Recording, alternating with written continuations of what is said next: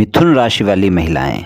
मिथुन राशि की महिलाएं अपनी शर्तों पर अपना जीवन जीना पसंद करती हैं और ये अपनी बातों से किसी को भी प्रभावित कर सकती हैं। बातों में बहुत कुशल होती हैं, प्रेम के मामले में रोमांटिक स्वभाव की होती हैं और अगर किसी से प्रेम करती हैं तो उसका साथ निभाने वाली होती हैं और प्रेम के मामले में अपने जीवन साथी को प्रेम करने वाली होती हैं। लेकिन अगर इनका जीवन साथी इनके स्वभाव को बदलने का प्रयास करता है तो ये सहन नहीं कर पाती। इस कारण फिर आपस में वाद विवाद हो सकता है। अपने प्रेम संबंध को लेकर काफी उत्साहित रहती हैं, लेकिन अपने प्रेम का इजहार आसानी से नहीं कर पाती। आप जिसको भी पसंद करती हैं उसके सामने अपने मन की बात करने में मुश्किल महसूस करती हैं। प्रेम संबंध में आपको अपने साथी के साथ हंसी मजाक करना बहुत पसंद होता है। अपने साथी से बातें करना बहुत अच्छा लगता है। आप खुद को बंधन में नहीं रख सकती, स्वतंत्रता बहुत पसंद होती है। इसलिए आपके साथ उसी के प्रेम संबंध लंबे समय तक साथ चल सकते हैं जो आपकी कमियों पर बहुत ज़्यादा ध्यान नहीं देगा। और आपके प्रेम संबंध में जितना शारीरिक संपर्क महत्वपूर्ण है उतना ही बातचीत करना भी महत्वपूर्ण है। जब आपको आपकी पसंद का साथी मिल जाता है तो फिर आप वफादार और साथ निभाने वाली साथी साबित होती हैं। थोड़ा रहस्यमयी स्वभाव होता है आपका, आपको पूरी तरह समझना मुश्किल होता है। स्वतंत्र विचारों के लिए जानी जाती हैं। कब नाराज हो जाएं, कब खुश हो जाएं, कुछ नहीं कहा जा सकता। बहुत बुद्धिमान होती हैं, हंसमुख स्वभाव की होती हैं, बातचीत करने का तरीका बहुत अच्छा होता है। इनको ऐसा साथी या जीवन साथी पसंद होता है जो कि बुद्धिमान हो और आपके संबंध में ईमानदार और वफादार भी हो।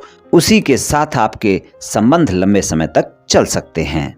चलिए राशिफल की चर्चा कर लेते हैं। राशिफल में हम प्रेम संबंध और वैवाहिक संबंध के राशिफल की चर्चा करेंगे। ये राशिफल चंद्र राशि पर आधारित है, यानी मून साइन पर। जिनको अपनी राशि नहीं पता है वो इस वीडियो को अपनी नाम राशि से भी देख व सुन सकती हैं।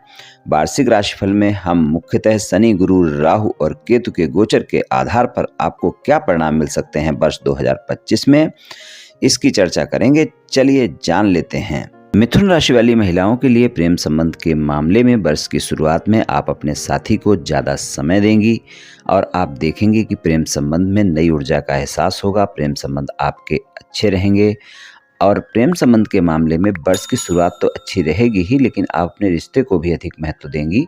और अगर आप लंबे समय से प्रेम संबंध में हैं तो इस वर्ष आप अपने प्रेम संबंध को विवाह संबंध में बदलने का फैसला भी ले सकती हैं। और आप अपने प्रेम संबंध को विवाह संबंध में बदलने के लिए अपने परिवार वाले लोगों को मनाना चाहती हैं, अपने माता पिता को मनाना चाहती हैं, तो इसमें भी इस वर्ष आपको सफलता मिल सकती है। गुरु का गोचर 15 मई से मिथुन राशि में प्रथम भाव में होगा, पंचम भाव पर दृष्टि होगी। तो प्रेम संबंध के मामले में 15 मई के बाद का समय ज़्यादा बेहतर परिणाम दिखाएगा। उसके पहले का जो समय होगा वहाँ पर गुरुदेव की जो गोचर होगा वो 12वें भाव में वृषभ राशि में रहेगा। तो आपको अपने साथी के साथ छोटी छोटी बातों को बड़ा नहीं करना है, आरोप प्रत्यारोप करने से बचना है।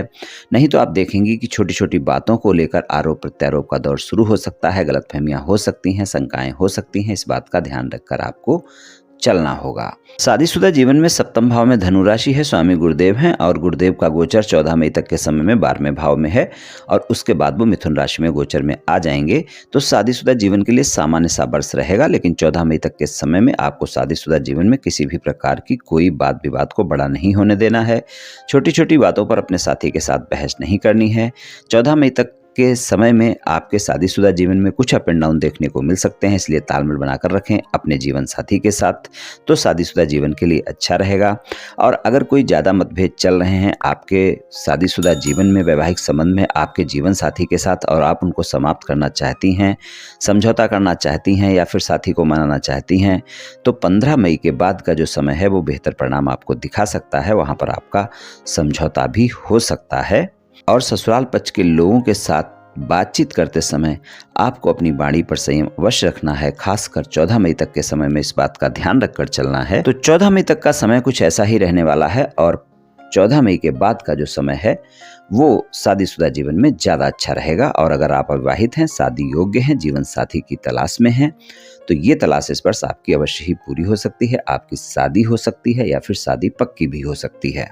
ये राशिफल सामान्य राशिफल है। ये सभी महिलाओं पर पूर्ण रूप से प्रभावी होगा ऐसा संभव नहीं है, क्योंकि आपकी जन्म कुंडली पर भी बहुत कुछ निर्भर करता है।